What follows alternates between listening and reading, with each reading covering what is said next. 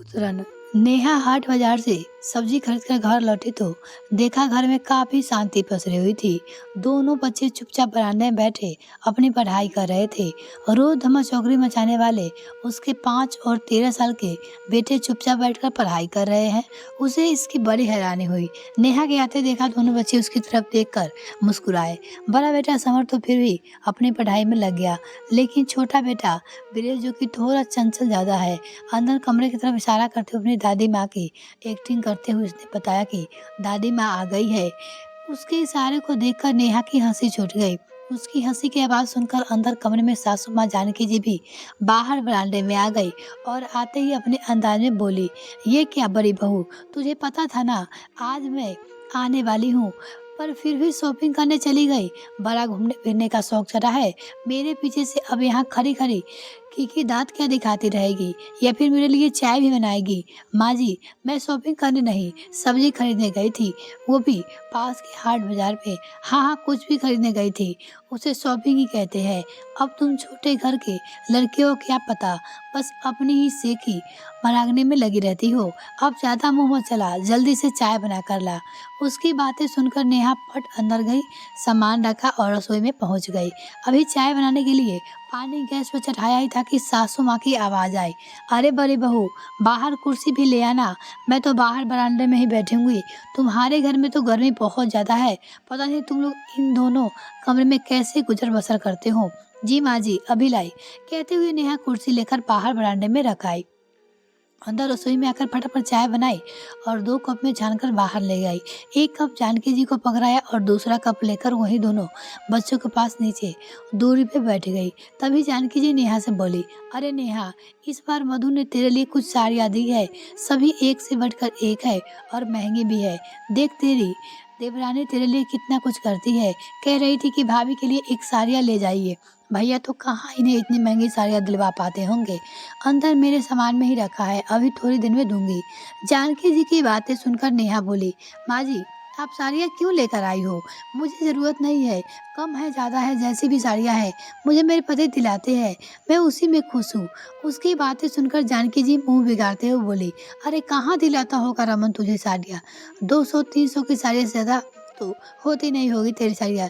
देख, अभी भी तूने कॉटन की साड़ी पहन रखी है, भला आज के ज़माने में पहनता ही कौन ऐसी साड़ियाँ। फिर अगले सप्ताह मजू ने सोचा कि शादी की सालगिरह है, वो लोग होटल में पार्टी रख रहे हैं, ऐसे में तुम ये हल्की फुल्की साड़ी पहनकर जाओगे तो क्या अच्छा लगेगा, कुछ उनकी इज्जत का भी सोचो। पर माँ जी, बस बस, ज्यादा जबान चलाने की जरूरत नहीं है, एक बार कह दिया ना, समझ नहीं आ रहा तुम्हें। एक तो वो देवरानी होकर भी तुम्हारे लिए इतना सोच रही है और ऊपर से तुम जेठानी की टसर दिखा रही हो, पता नहीं क्या ईगो लेकर बैठी हो। कहते हुए जानकी जी चाय पीने लगी।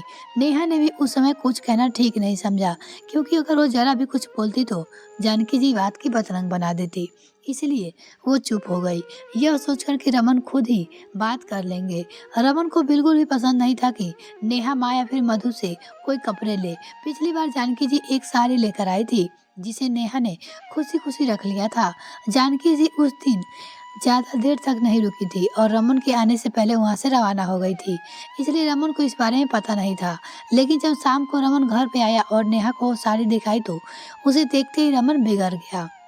ये क्या नेहा, तूने माँ से साड़ी क्यों ली। अचानक से रमन के सवाल से नेहा हड़बड़ा गई और बोली, माँ जी इतने प्यार से साड़ी लेकर आई थी तो तुम्हारे लिए मेरे प्यार की कोई वैल्यू नहीं है क्या, जो तुमने माँ की दी हुई साड़ी रख ली।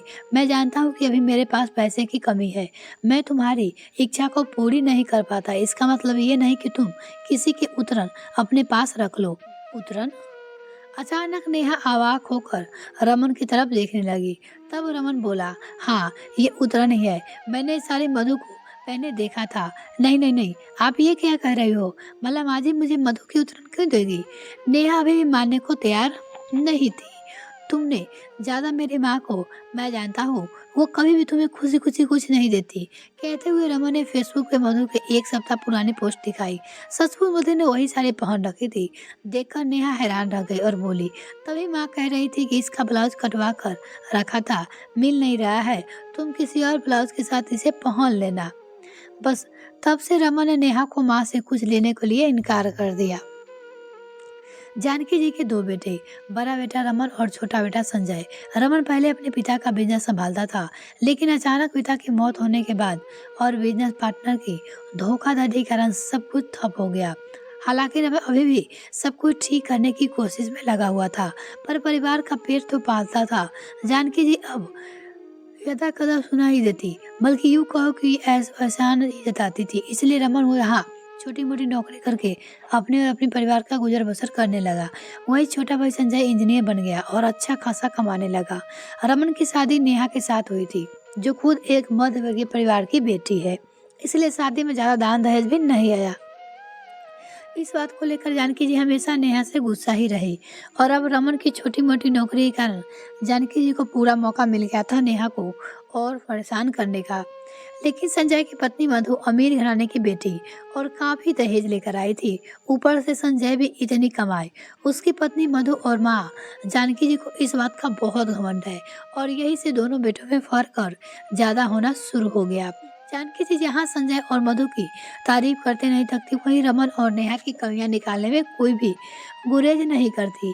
लेकिन उसके बावजूद रमन और नेहा अपने परिवार के साथ खुश है। पहले सब लोग साथ ही रहते थे, लेकिन जानकी जी दोनों बेटों में भेदभाव करने के कारण रमन अपने परिवार के साथ घर छोड़ दिया और अपने पिता द्वारा बनवाए गए इन दोनों कमरे मकान में शिफ्ट हो गया। जबकि जानकी जी अपने छोटे बेटे बहू के साथ उस बड़े से मकान में रह रही है। हालांकि वो मकान भी उसके पिता द्वारा बनवाया गया था। खैर, शाम को रमन घर पे आया तब जानकी जी बाहर बरामदे में ही बैठी हुई थी। उसे देखते ही अपनी साड़ी के पल्लू खुद को हवा करते हुए बोली, अरे रमन, तू आ गया बेटा। कैसे रहता है तू इस घर में? मेरी तो यहाँ गर्मी के कारण जान निकल रही है। वो तो मैं वापस चली जाती, लेकिन अगले सप्ताह संजय और मधु की शादी की सालगिरह है। वो बड़े होटल में बस तुझे बताने के लिए रुक गई। बस अब रवाना होंगी। रमन जानकी जी की बातें सुनकर बोला, ना, एक दो दिन यहाँ मेरे पास भी रुक जाते तो मुझे भी अच्छा लगता। अरे मुझसे नहीं रुका जाएगा इस दो कमरे के मकान में। कितनी गर्मी है यहाँ, ऊपर से एसी भी नहीं है। तो एक काम कर, कैब बुक करवा दे, मैं अभी कैब से रवाना हो जाऊंगी। रमन जानता था कि जानकी जी यहाँ नहीं रुकेंगी, इसलिए अपना मोबाइल निकाल कर कैब बुक कर दिया। जानकी जी अपना सामान लेने अंदर गई, इतने में नेहा बाहर निकल आई और धीरे से बोली, सुनिए, माँ जी मेरे लिए कुछ साड़ियाँ लेकर आई है। रमन ने कहा। नेहा की तरफ देखा तो नेहा बोली, मैंने मना किया था पर वो सुन नहीं रही है, उल्टा मुझे ही सुनाया जा रही थी। अब आप ही संभालिए माँ को। इतने में जानकी जी अपना सामान लेकर बाहर आई। उन्हें देखते ही रमन बोला, माँ जाते हुए अपनी साड़ियाँ के साथ लेकर जाओ, नेहा ये साड़ियाँ नहीं पहनेगी। रमन की बातें सुनते ही जानकी जी पहले से तो नेहा को घूरते देखा और फिर रमन से कहा, क्यों, क्या बुराई है इन साड़ियों में? एक से बढ़कर एक महंगी साड़ियाँ है, इसे तो कभी देखा भी नहीं होगी ऐसी साड़ियाँ। इसे ऐसी महंगी साड़ियाँ नहीं देखी तो कोई बात नहीं, जब मेरी क्षमता होगी तो मैं दिला दूंगी, पर अभी मेरी हैसियत नहीं है उसे ऐसी साड़ियाँ पहनाने की, इसलिए आप ये साड़ियाँ वापस ले जाइए। रमन ने अपनी बातें कही तो जानकी जी गुस्सा हो गई। क्या हमेशा लकीर का फकीर ही बना रहेगा? खुद तो कुछ ढंग का कमाता नहीं, ऊपर से हमको शर्मिंदा करता है। अब अगले सप्ताह संजय और मधु की शादी की सालगिरह है, वो भी होटल में। कितने ऊंचे ऊंचे लोग आएंगे वहाँ, उसमें ये ऐसी साड़ियाँ पहन कर आएगी तो क्या इज्जत रह जाएगी उन लोगों की। अरे मैं तो बच्चों के कपड़े भी लाना चाहती थी, लेकिन उनके बच्चे के कपड़े मेरे बच्चे से छोटे थे। सही कहा ना माँ? रमन ने कहा तो जानकी जी चेप गई, जैसे उनकी चोरी पकड़ी गई थी। पर रमन ने बोलना बस्तूर जारी रखा, मेरा परिवार उतरन पहनने के लिए नहीं है, कम है, लेकिन जैसा भी है हम उसमें खुश हैं। आइंदा आप जब भी यहाँ आओगे तो अपनी छोटी बहू की उतरन लेकर नहीं आओगे। अरे उतरन तो ये क्या हुआ? इसमें तो सपने में भी कभी ऐसी साड़ियाँ देखी नहीं होगी। लेना है तो ले लो ये साड़ियाँ, नहीं तो सालगिरह में आने की जरूरत नहीं है। मैं नहीं चाहती कि तुम्हारे कारण हम लोग शर्मिंदा हो। जानकी जी अपनी धुन में बोलती गई। रमन सुनकर बिल्कुल हैरान था। भला एक माँ अपने बच्चों को इतना ज्यादा फर्क करेगी, उसकी बिल्कुल भी उम्मीद नहीं था। आखिर रमन बोला, ठीक है माँ, दरवाजा खुला है, आप जा सकती है। माना कि आपका छोटा बेटा बहुत कमाता है, पर स्वाभिमान तो मेरा भी है। हम आपको शर्मिंदा करने के लिए सालगिरह में नहीं आएंगे। इतने में कई भाई और रमन की बात सुनकर जानकी जी अपने पैर पटकती हुई बाहर निकल गई। अगले हफ्ते मधु और संजय की सालगिरह में भी वो लोग नहीं गए। आखिर उनके परिवार उनकी गरीबी से शर्मिंदा जो महसूस होती थी। ये कहानी आपको कैसी लगी कमेंट में लिखकर जरूर बताइएगा। बहुत बहुत धन्यवाद।